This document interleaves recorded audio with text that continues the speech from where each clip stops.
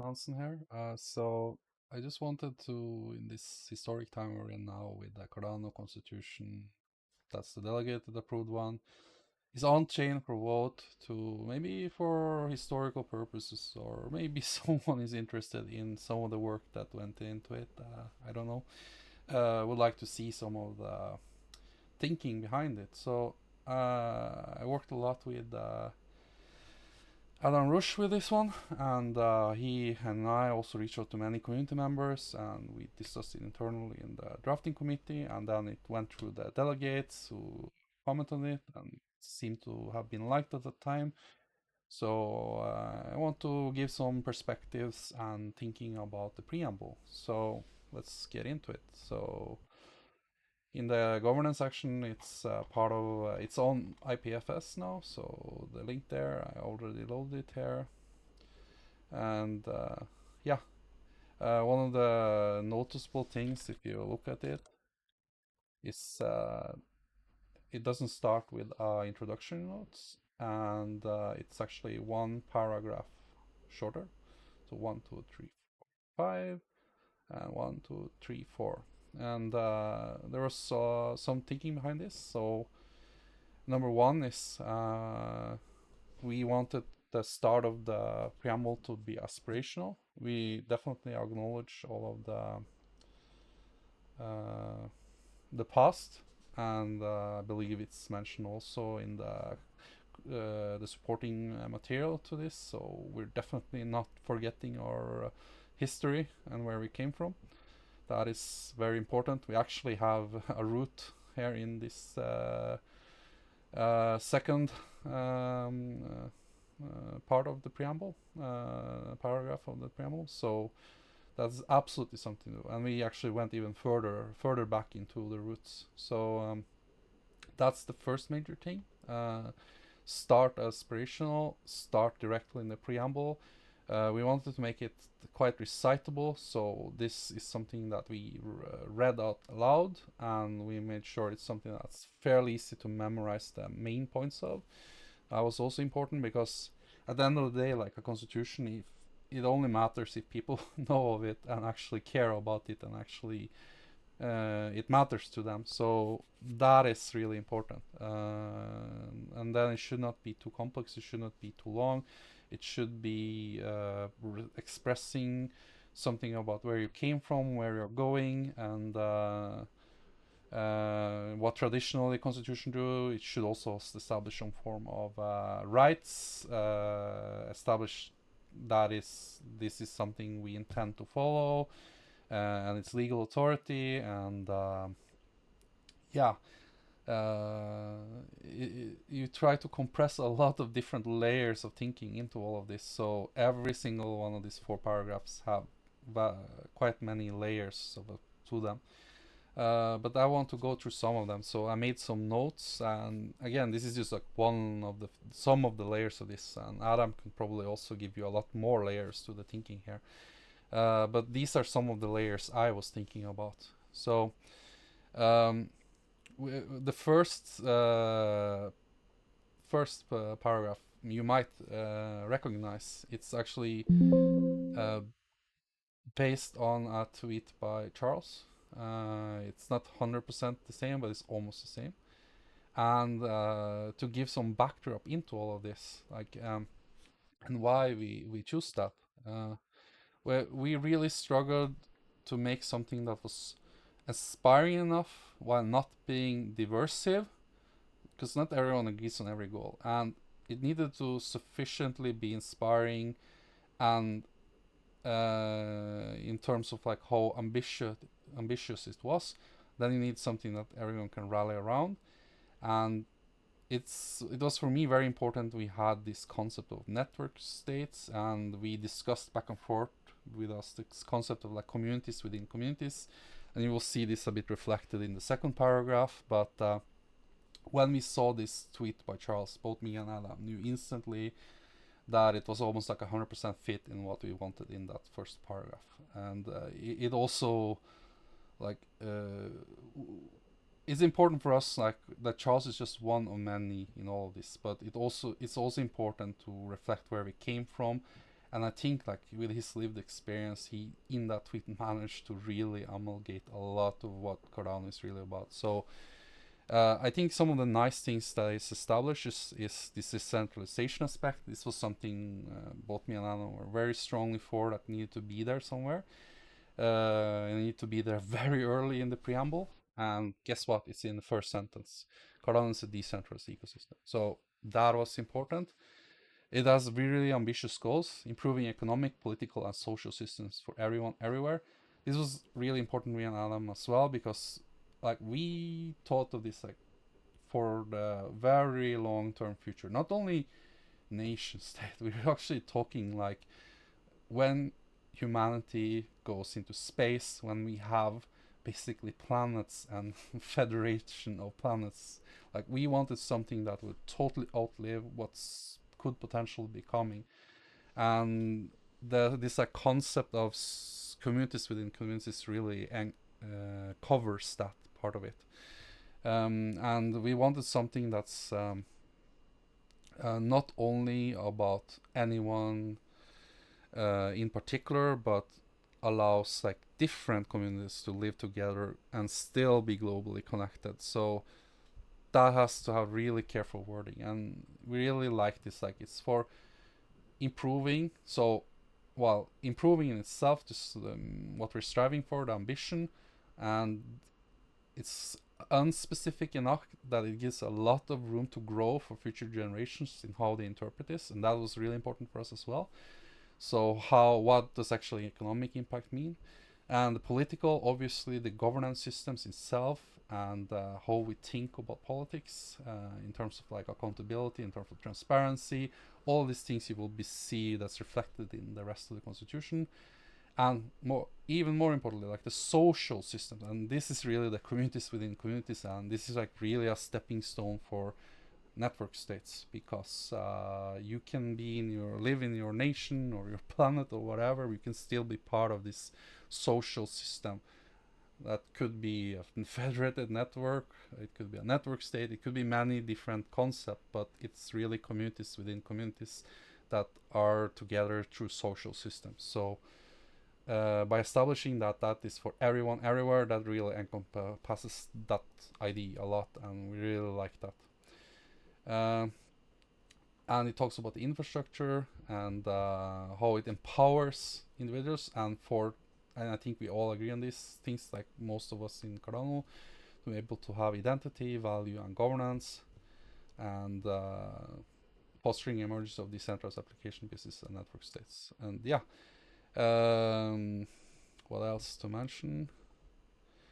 Yeah, and for me it's like and this is why we start with it in the next paragraph, and it was important to me, like it's really important that you're able to have freedom of expression, and that you can be one community within other communities and still not be censored and belong to a whole. That is so important concept, because as we get more and more political attention, like I foresee it could be really hard to have like what is not censored per the traditional concept of censorship, but more like what information is presented to you, because there's so many algorithms, there's so many AI generated content, but allowing this like totally basically unbiased processing of immutable data, you really get an opportunity to have something that is honest, accountable, transparent, and allows freedom of expression, and that is important to me. So it also establishes a system not based on trust, so it's more of a trusted system. That's like a core part of why we have decentralization in the first place.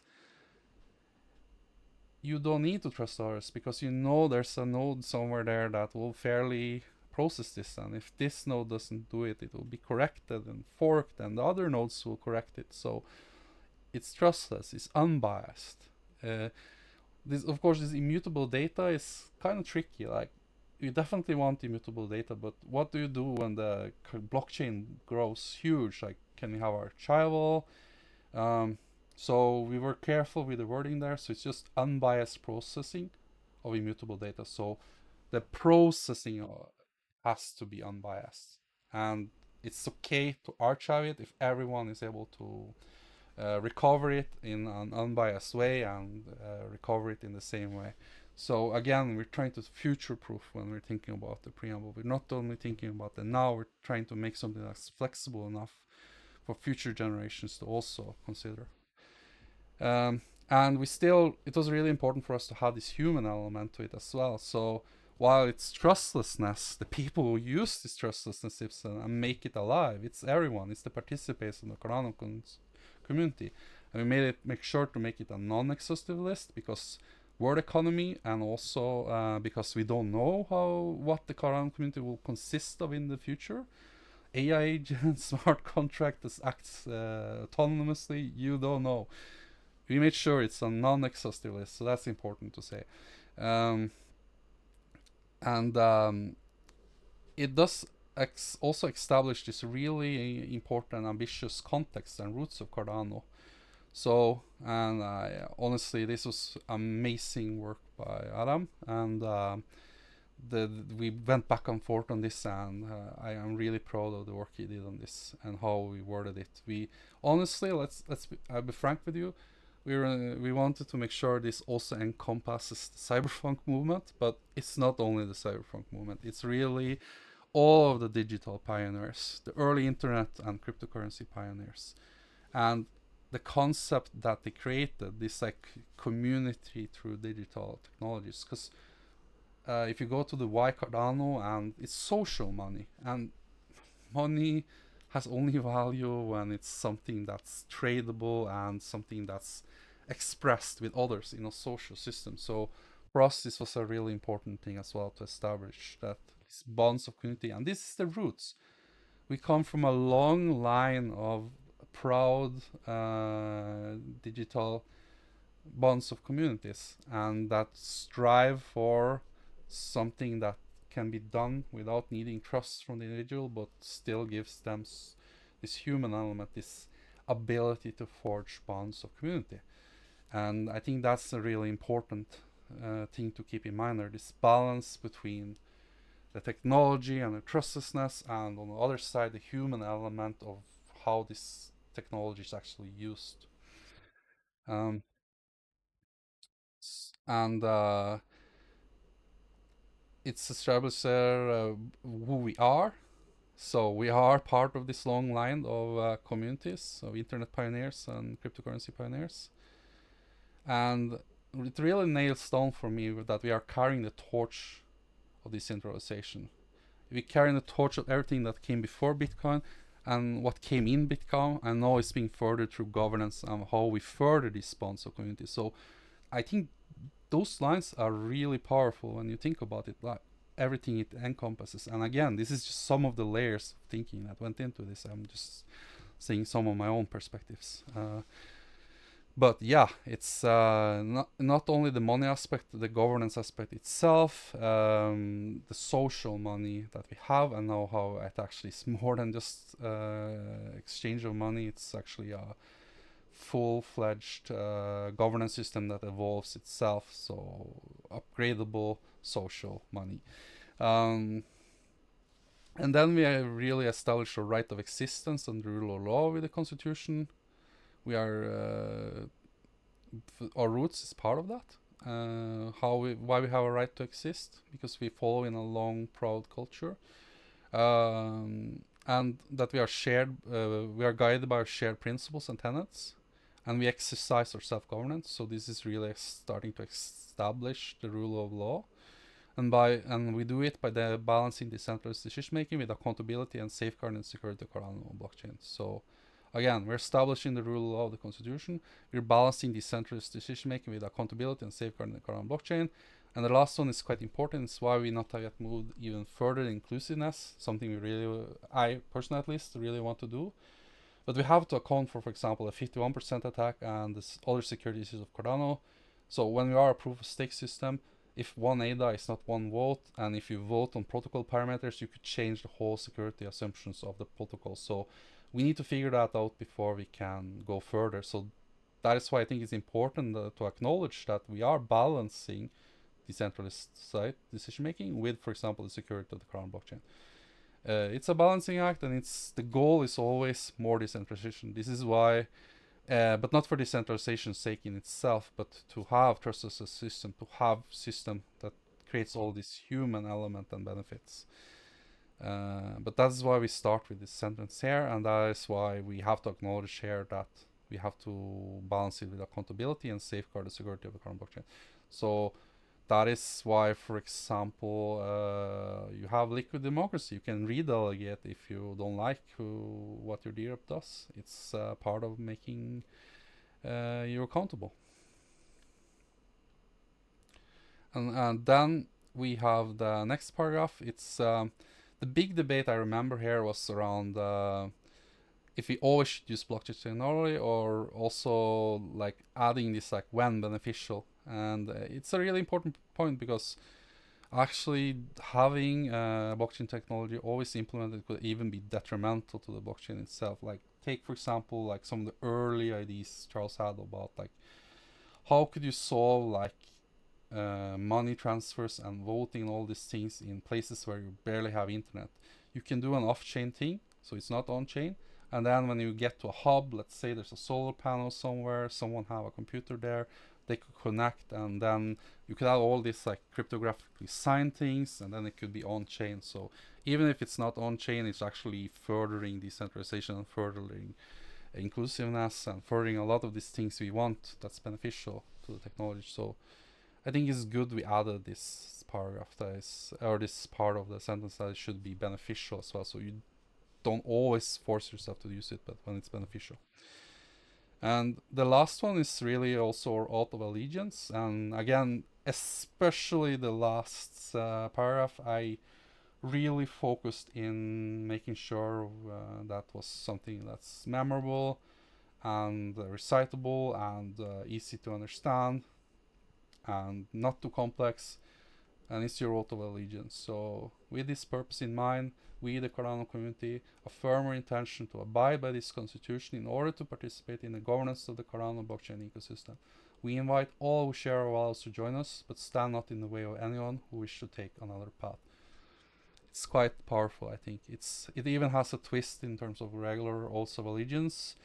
Will allow others to experiment in other ways. It has layers when it comes to like layer 2 blockchains, like how do they relate to Cardano constitution. You can join us if you share our values. You can adopt our values if you want, but we do not stand in the way of you doing anything else, as long as you don't hurt the Cardano constitution and layer 1. Maybe you can do something different on your sidechain or whatever. So but what these words are not meant to say is that you should be not caring about the constitution when you are on the Cardano ecosystem. Because if you are, you should affirm your attention to abide by this constitution. So it's not a jail-free card to say that, oh, it's you said I don't have to follow these rules on your blockchain. No, if you are on the Cardano blockchain, you should follow these rules. And we clearly state that this is more if you are another blockchain. It's in terms of interoperability, how we think about this. It's in terms of layer 2 sidechains, all of these things. But it's not, at least that was not the intent from some of the people who drafted this, that it should be a way to excuse yourself from having to abide by this constitution. So I think that was important for me to have expressed. Alright, this video is already quite long, so I don't know if that was useful. I hope some few viewers thought that was useful, so thank you. And that's how I spend my Saturdays, talking about the preamble. And it means the world to me. I really believe in these ambitious goals that we are trying to improve the economic, political, and social systems for everyone everywhere. And I think it's possible what we have here. It's a start, it's not perfect, but what we have is beautiful, and we're carrying the torch of decentralization. So thank you.